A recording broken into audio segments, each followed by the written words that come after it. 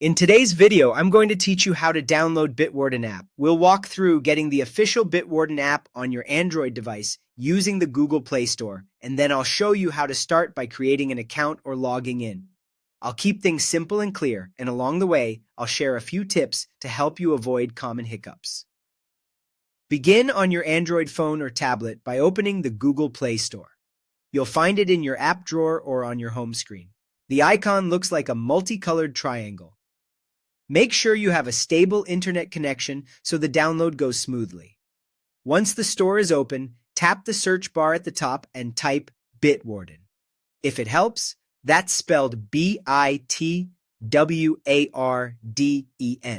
From the search results, look for the listing named Bitwarden Password Manager.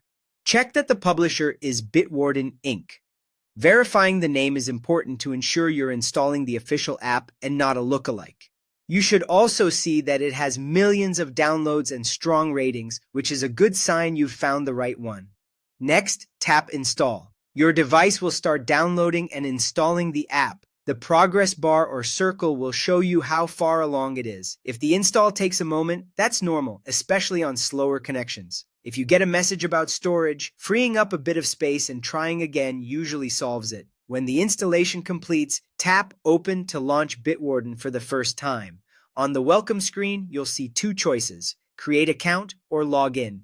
If you're new to Bitwarden, tap Create Account. You'll be asked for your email address and to set a master password. Choose a master password that's long, unique, and memorable only to you. This password protects all of your saved logins, so avoid reusing one from elsewhere. Keep it stored safely, because if you forget it, it can't be recovered. If you already use Bitwarden, tap Log In. Enter your email address and your master password exactly as you set it before. Take a moment to double-check for typos, especially if your keyboard auto-capitalizes. After you submit, follow any on-screen prompts to complete setup, which may include accepting terms or a brief tour so you know where everything is.